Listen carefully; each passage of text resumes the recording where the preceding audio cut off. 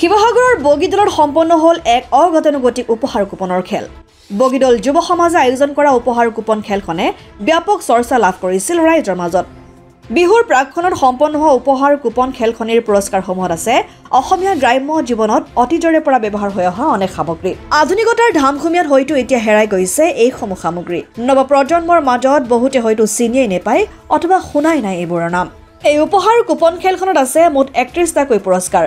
তাৰে প্ৰথম পুৰস্কাৰটোত অন্তৰ্ভুক্ত কৰা হৈছে এজন চহালোকে পুৱা শুই উঠি মুখ ধুবলৈ হাতত লোৱা এঙাৰৰ টুকুৰা আৰু ঘটিটোৰ পৰা আৰম্ভ কৰি পুৱাৰ চাহ জলপানৰ পৰা আৰম্ভ কৰি ভাত সাজ খোৱালৈকে অন্তৰ্ভুক্ত হৈ থকা অনেক সামগ্ৰীৰ খাদ্য সম্ভাৰ। উল্লেখ্য যে চহা অসমীয়া গ্ৰাম্য জীৱনত সততে বিহুত ব্যৱহাৰ হোৱা খাদ্য সম্ভাৰেৰে ভৰি থকা এই উপহাৰ কুপনৰ খেলখনৰ প্ৰথম পুৰস্কাৰ লাভ কৰি আনন্দত আত্মহাৰা হৈ পৰে যোৰহাটৰ এগৰাকী মহিলা।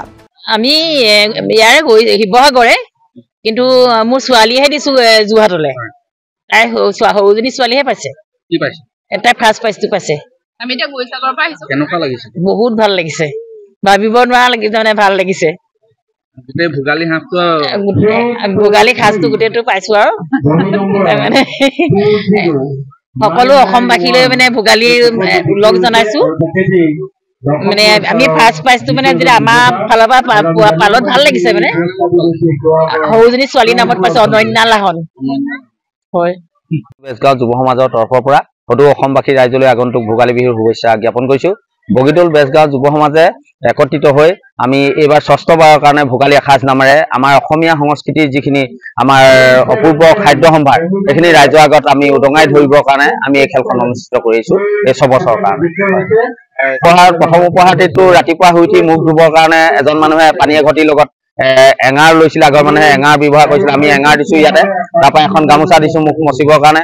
তাৰপিছতে মুখ হাত ধুই পিনে তেওঁলোকে চাহ খাবৰ কাৰণে যিখিনি যাৱতীয় ব্যৱস্থা লাগে, তেওঁলোকক কেটলি এটা লাগে, চাকনি লাগে, চামুচ লাগে, চাহপাত লাগে, চেনি লাগে, সেইখিনি দিছো আমি। তাৰপিছতে জলপান খাবৰ কাৰণে আমি দৈ, চিৰা, কোমল চাউল, সান্দহ দিছো।